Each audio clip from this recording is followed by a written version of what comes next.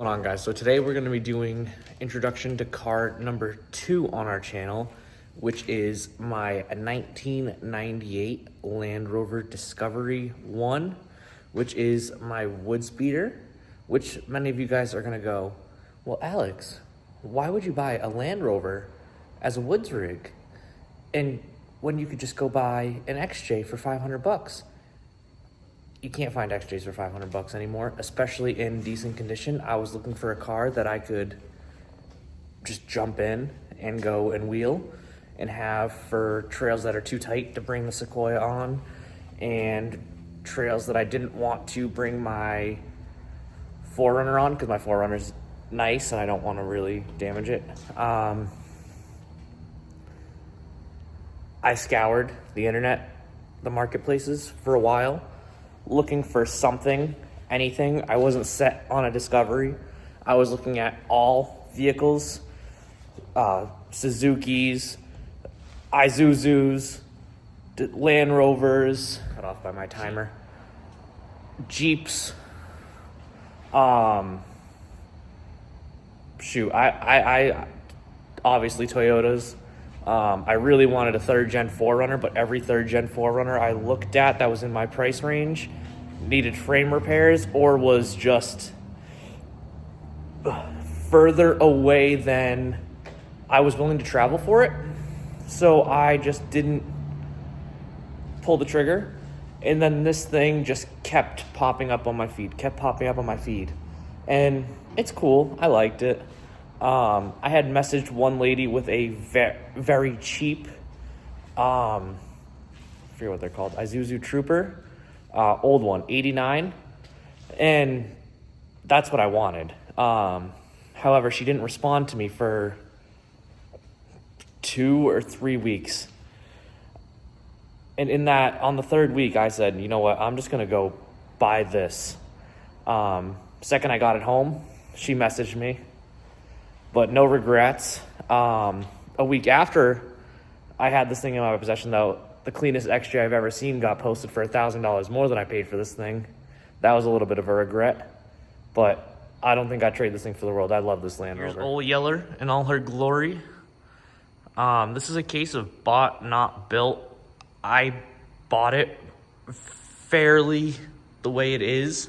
Just I had to do quite a bit of work to it regarding maintenance and repairs, and I've done some modifications to it, but we'll start with what I do know. ARB bumper. I did these Temu pods because it had the Land Rover lights on it, and I just couldn't see, they didn't shine very far. I actually hit a deer with it one night. It was missing this winch, so I put an X-Bull winch on it, which doesn't line up with the ARB holes. Missing a screw. It works. It'll be fine. LED headlights. I don't know the history of this car. I've tried searching it on the internets. It has this old Overland Journal sticker that's been faded off. If anyone does know the history on this car, I would love to know more about it, because it's definitely got a story to tell. Hood pins, because the hood latch was broken and they just took it out, drilled holes, put hood pins. Walking around the side. I just put Terra Firma wheel spacers on because we changed the tire size from 235, 85, 16 to 265, 75, 16 Eldorado Sport Furies. I got these for a good deal. They've been great, but they were rubbing pretty bad on the control arm. So with those wheel spacers, they've been fine. Terra Firma rock sliders, factory mud flaps. I had these Rally Armor mud flaps laying around because the stock ones got ripped off. Camel cut, sort of. No name back bumper, BWG, I've never heard of it. I'm pretty sure this is just like one of those eBay knockoff bumpers. traction boards, trasharoo, off-brand trasharoo. And then we'll go up in the air. Up in there, we'll start from here. Pretty sure that's a terra firma skid.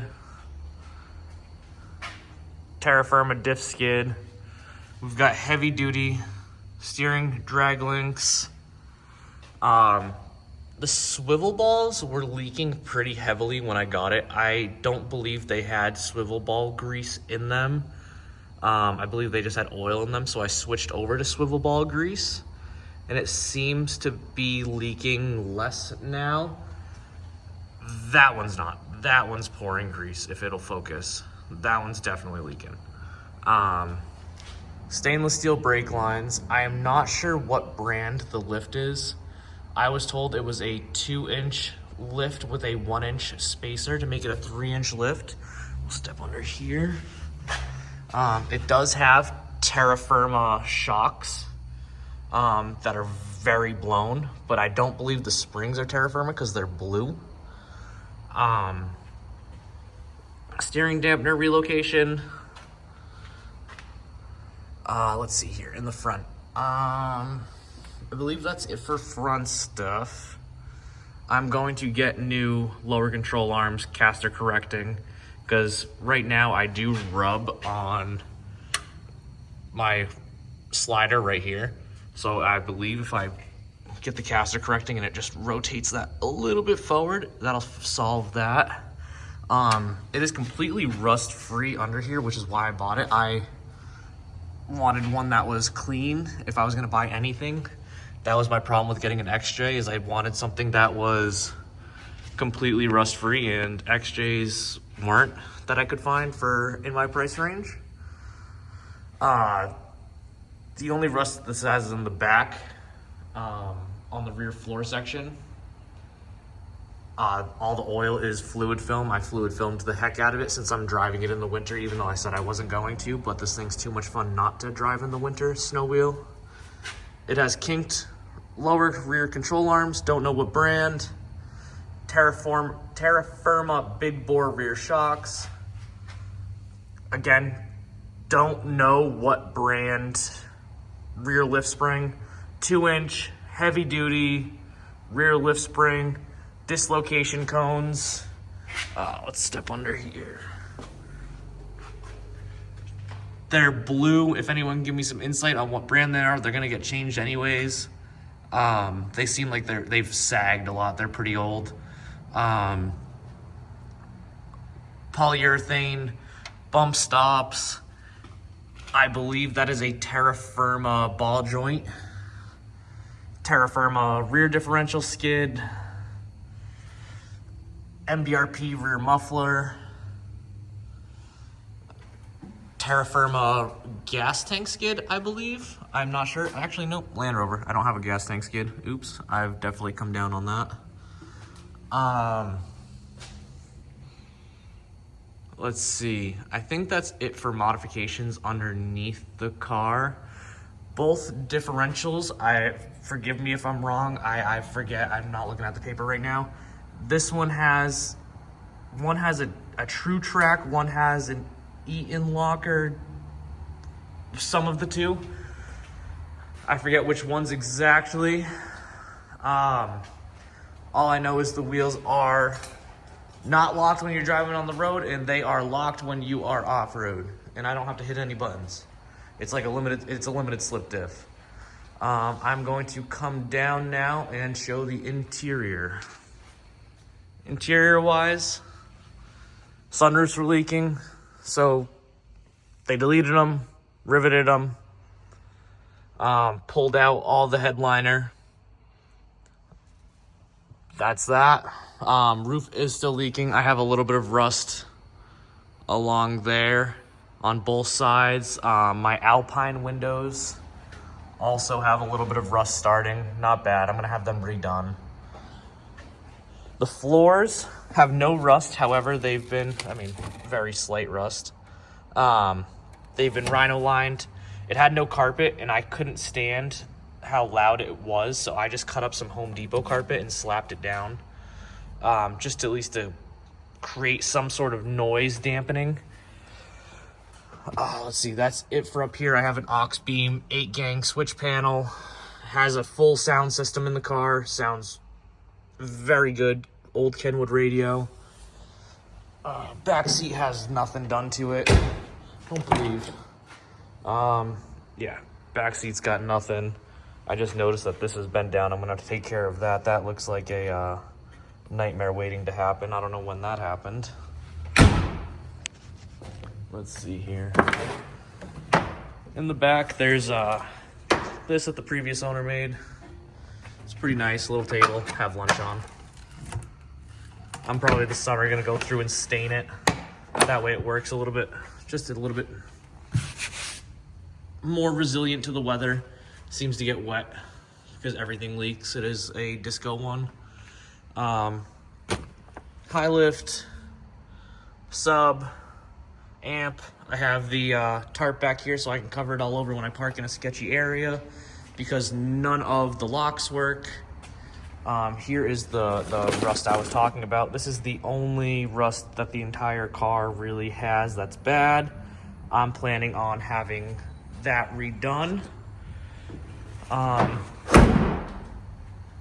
that's it with this car, but if anyone knows the history on it, I would be very intrigued to know more about it. If you look at some sections of the yellow, it doesn't appear that it was always yellow. It was definitely white at some point. It even might have been, this might even be a wrap. Can't quite tell.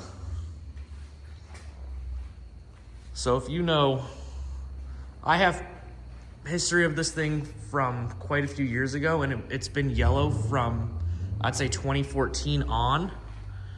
But if you know anything from before then, I would love to hear more. That's it on the Land Rover. There will be videos on us taking this thing to our local trails. I live in the Northeast, the lower half of the Northeast, so their trails are semi-limited around here. However, we have a pretty large trail system we just discovered that's not very far from here that we've been heading out to every single weekend. Crazy. That we've been heading out to every single weekend.